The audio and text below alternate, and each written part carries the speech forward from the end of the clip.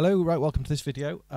So this is going to be probably a little series I will add to as and when I come across some what I think are quite awesome sounds that I've managed to get on the Deluge. So it's going to kind of like be a little sound design thing. So this first one is an epic pad, because I'm a big fan of an epic pad.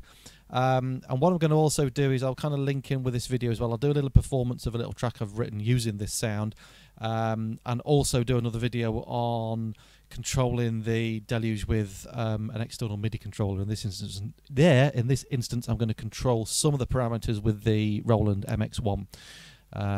So I'll try and link all of those and put links in the video and description and stuff, so you can kind of watch all those if you wish. Right, let's just get that angled a little bit better. Okay, so the epic pad is sounding like this.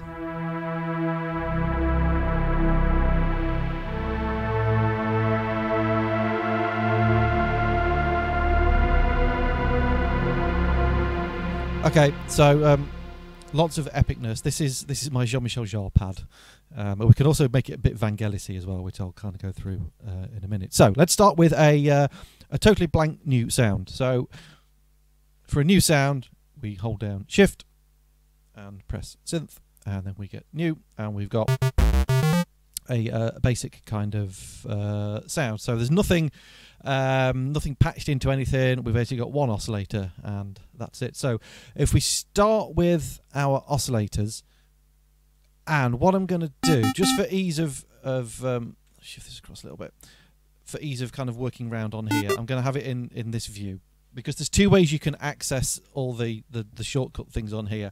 Obviously you can get into your oscillators and stuff from the dials at the top.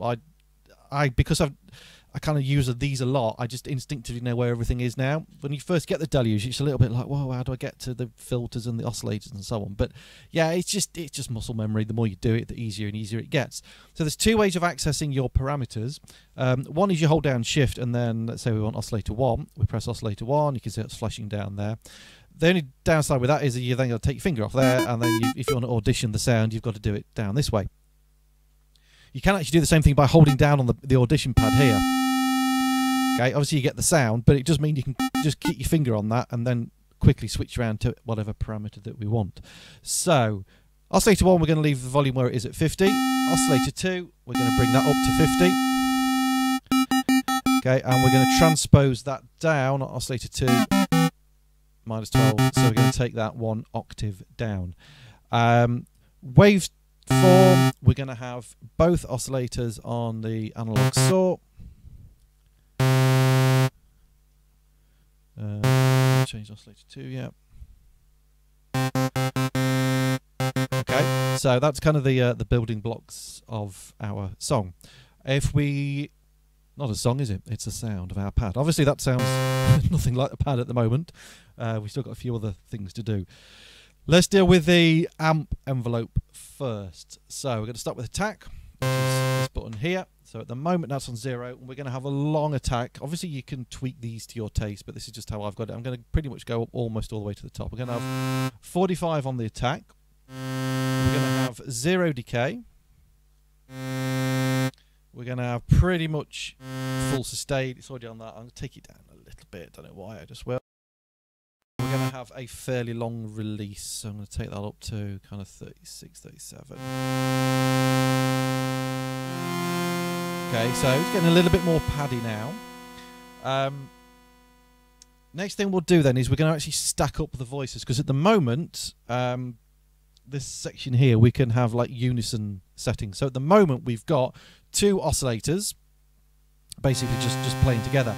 Now what we can do is we can stack up to 8. That's kind of like one voice. If we class that as one voice, we can multiply that up to 8 different voices. I'm not going to go into too technical stuff on that, because I don't fully understand it. But anyway, if we click on, or if we press on the number button here, see at the moment we've just got one voice playing in unison. So if we're going to take that all the way up to 8, and as I go up, you'll hear the difference.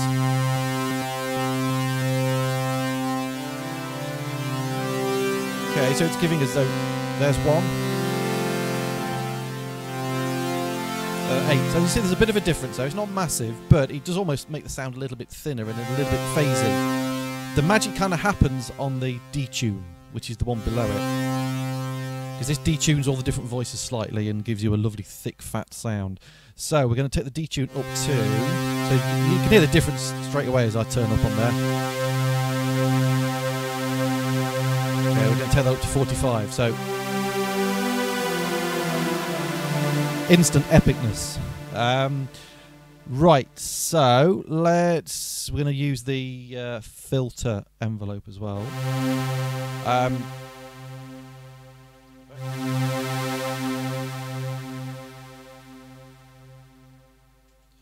So, frequency of the... We're going to start with the cutoff, actually, quite low.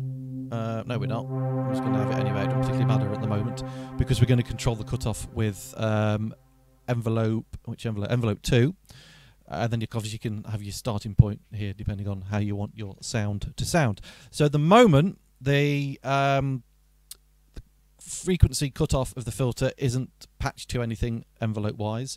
So what we do is, while we've got that selected, we're going to hold down either Shift or the Audition pad again, and we're going to press envelope 2 over here. So that has now patched the frequency cutoff dial to envelope 2. So you can see it's patched because that flashes quickly and that one now flashes slowly. Now we've got to dial in an amount here, because at the moment you can see that's on 0, so that's going to have no effect.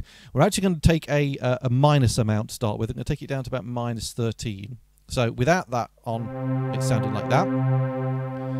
If we take that down,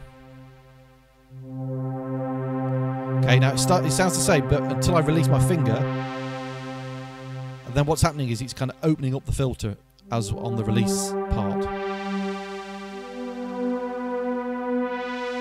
Okay, so it gives us that nice kind of release when we let go. If we go the other way, it will kind of do it in reverse. So it will start bright.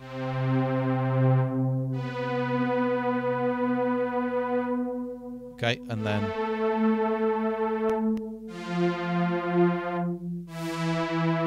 and so on. Okay, so we can do it the other way around as well. But I'm going to take it to the minus amount as we had before. And that is pretty much it, actually. That's basically how I got that pad sound. So if I go back over to my keyboard sound now, so you get some nice low end on it, and then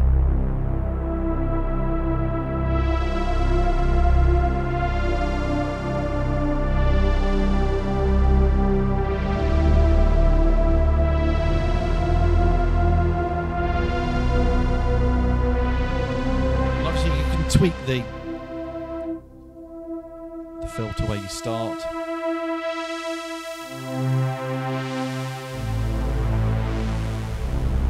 Okay, so it gives you lots of epicness. If you mess about with the filter sort of going the other way, so at the moment we're on minus 13.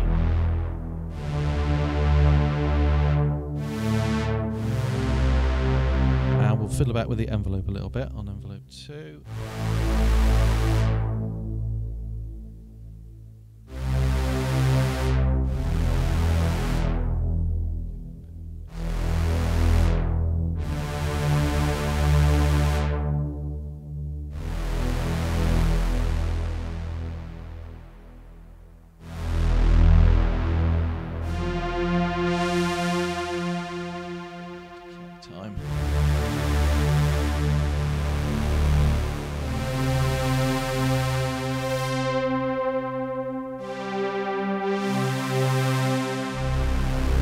Okay, and then we get, I don't know, into Blade Runner territory. I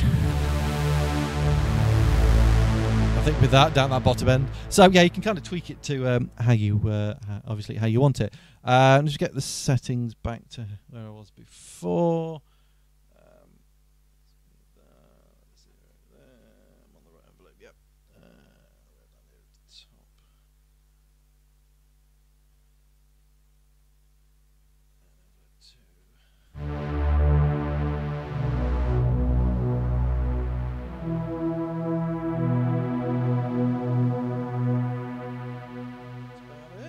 Obviously you can then, if you want to add a little bit of movement to it, what we could do is patch the LFO. Let's go LFO 2 to the frequency cutoff.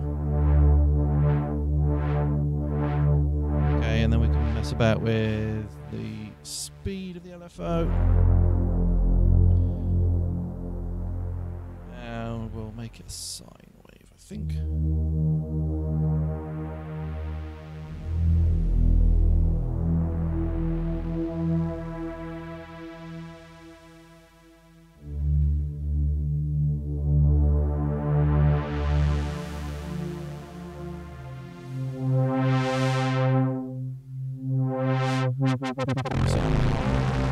Crazy, but we don't want to go crazy. It's going to give it a little bit of movement, but you can hear it kind of opening and closing there, which is quite a nice effect.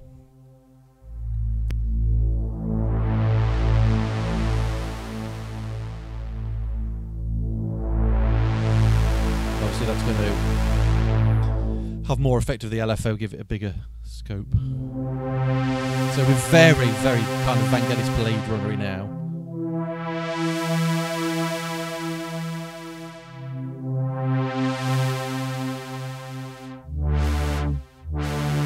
So yeah, obviously, I could do that all day. Probably would do if somebody let me. Okay, so there we go. That's the first in this series, sort of an epic pad sound, very great for very soundtracky kind of songs. So yeah, I'm going to do a little performance that will kind of accompany this of a new song I've just kind of done, which is called Resurfacing. Nothing to do with tarmac drives, I don't think. Yeah, I'm in a silly mood today, as you can tell. Yeah, it's actually got a deeper meaning than that, but I'm not going to go into that now. Okay, so there we go. Hope you enjoyed that. If you've got any other kind of suggestions for the types of sounds you would like me to try and work out how to make on the lovely machine that is the Deluge, then please leave some comments in the box below. You know what to do. Usual things. Please like, subscribe, share the videos round. Check out my music on Spotify. If you can give me a follow on Spotify, that would be lovely, or any other digital streaming service of your desire that you like to listen to. Right, I'm rambling on as usual, so I'm going to go now, and I will see you in the next part. Cheers.